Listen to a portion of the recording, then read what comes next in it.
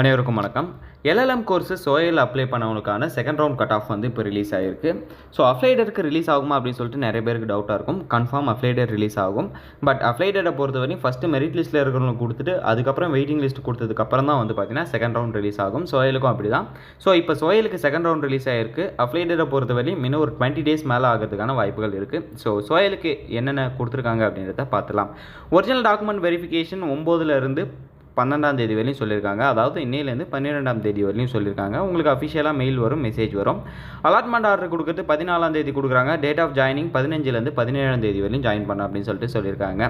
ஓசி கேட்டகரிக்கு merit list 71.615 வந்திருக்கு, waiting list கிடையாது. நெக்ஸ்ட் பிசி கேட்டகரிக்கு மெரிட் லிஸ்ட்டில் 69.931 வந்திருக்கு, வெயிட்டிங் லிஸ்ட்டில் 86.606 வந்திருக்கு. நெக்ஸ்ட் பிசிஎம் கேட்டகரி 68.275 மெரிட் லிஸ்ட்டும் வெயிட்டிங் லிஸ்ட்டில் 67.000 வந்திருக்கு. நெக்ஸ்ட் எம்பிசி டிஎன்சி மெரிட் லிஸ்ட்டில் 68.283 மெரிட் லிஸ்ட்டும் வெயிட்டிங் லிஸ்ட்டில் 67.230 வந்திருக்கு. நெக்ஸ்ட் எஸ்சி கேட்டகரி 67.300 மெரிட் லிஸ்ட்டும் வெயிட்டிங் லிஸ்ட்டில் 65.258 வந்திருக்கு.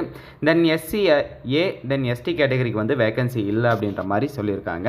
ஸோ நீங்கள் அஃபிஷியலாக செலக்ட் ஆயிருந்தீங்க அப்படின்னா மெயில் வரும். அடுத்தடுத்த வீடியோவில் அடுத்தடுத்த அப்டேட்டை பற்றி பார்க்கலாம். தேங்க்யூ கைஸ், பாய்.